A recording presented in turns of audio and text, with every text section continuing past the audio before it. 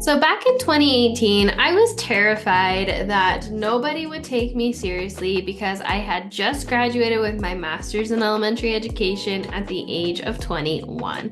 I was 20 at the time, and I thought people would brush me off because of my age.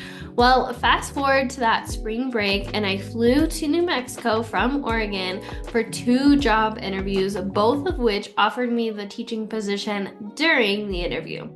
So, with that being said, here's my interviewing story.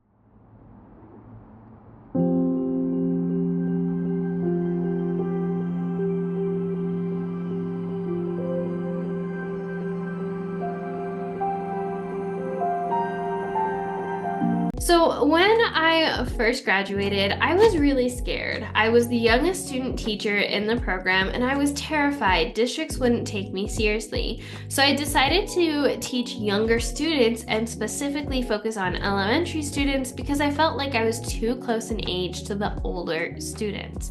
But then everything changed. I learned that your biggest weakness can be your biggest strength. I was scrolling social media for some general interviewing advice because back in the day, there weren't a lot of people talking about how to interview specifically for teaching.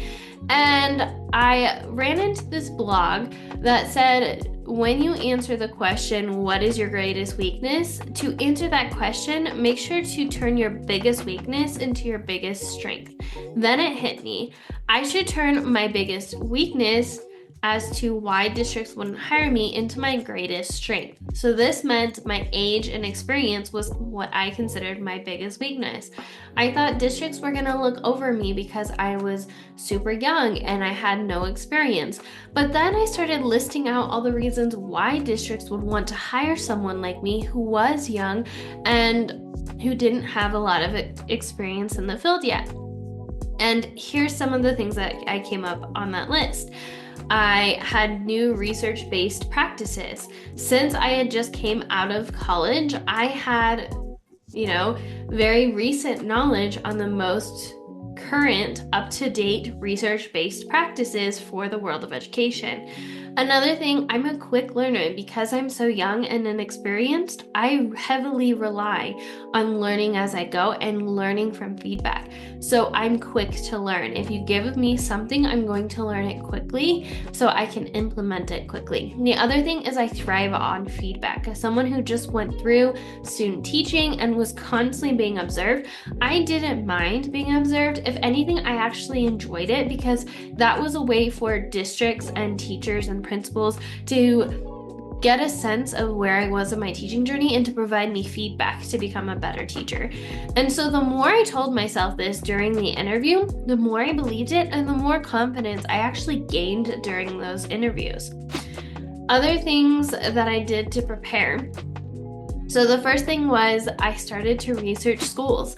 I didn't want to sound generic and give generic answers, so I looked at the school's missions, the ones I wanted to apply to, and picked values that aligned to me and highlighted those. I only applied to 3 districts that year, and I got asked to interview at 2 of them, and both of them offered me the job during the spot. And I really believe it's because of my cover letter and resume. I didn't just give generic answers and send out a generic cover letter and resume. I looked specifically at the missions and values of that school or district, and I implemented it and customized each cover letter to really reflect that district's missions and values. And I made sure to refer back to it during my answers. Whenever there was an answer or a question I was asked during the interview that led well to talking about the district's missions or values, I made sure to highlight that during my answers. I also use what I like to call Remy. Remy is what a character from Ratatouille, and I spell it Remi, and that's how I answer my questions without freezing. I restate the question, I explain or give a story to go into further depth because here's the reality. People remember stories. When you talk through stories, you're memorable. Whereas if you just give generic answers, it's hard to remember who you are. Then I tie it to the mission statement and then my it factor. So those are the other things I used beforehand to help me prepare for my interview. And the moment I knew I had nailed the interview, both interviews, was during my first interview. The committee, it was a big committee, and they would often look up and smile to each other after I gave my answers. That showed me that I was on the right track and I was answering the questions correctly and what they were looking for. The second interview at a different district, I just met with the principal for that one, and it honestly felt like I was meeting a best friend. Her and I hit it off very well, and we had such a long conversation where we just honestly got to talk about what we were passionate about in teaching for an hour or so. And she offered me the job during the spot. So they both offered me the teaching job during the interview. So here are my biggest takeaways. First thing is to apply to the right districts from the get-go. I didn't apply to 20 plus districts.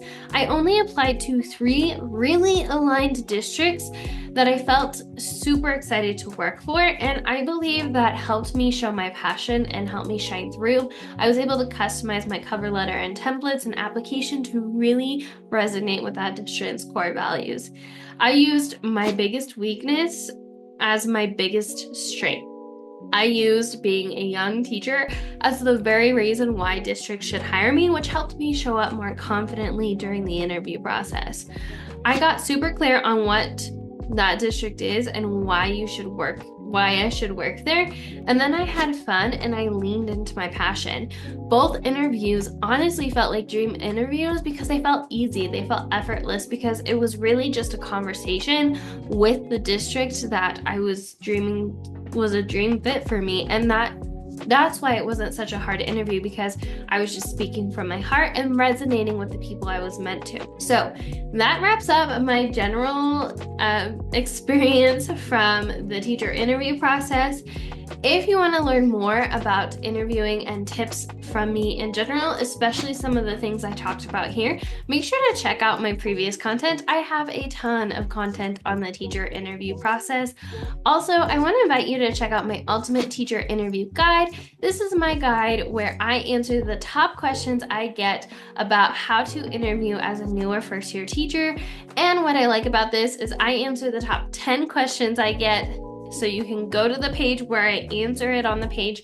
And if you want a further explanation, I actually link to additional podcasts and YouTube videos that you can go back and listen to if you want a more in-depth answer or you want more specific examples. You can listen to that content and you don't have to sift through. I have over 130 weeks of content now. You don't have to sift through that. I made it super easy for you, so make sure to check that out.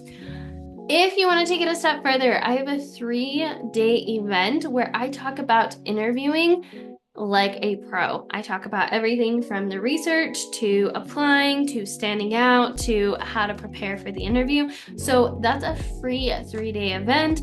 So make sure to check that out. And even if this is way past when this content came out, make sure to still go to the link and the enrollment page down below, because I will send you a link to the replays so you can still watch it even if you're not here for the live version.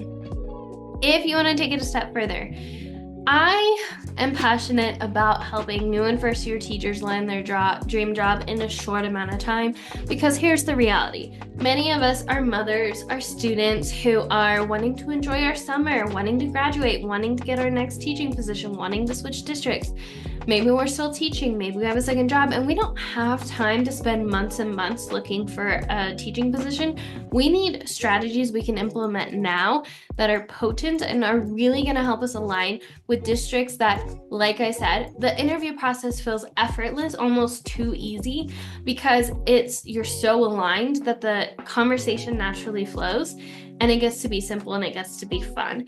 And so I took all the strategies I've used to help teachers in the past that I've coached, anyone from a first-year teacher who was starting in the middle of the year to experienced teachers who are looking to switch school districts. I took all the strategies from my one-on-one coaching calls with them and I put it into one program called Land Your Dream Job. Land Your Dream Job is my program where I show you all the strategies I used with those particular teachers to help them get their first or next teaching position, but in a single weekend.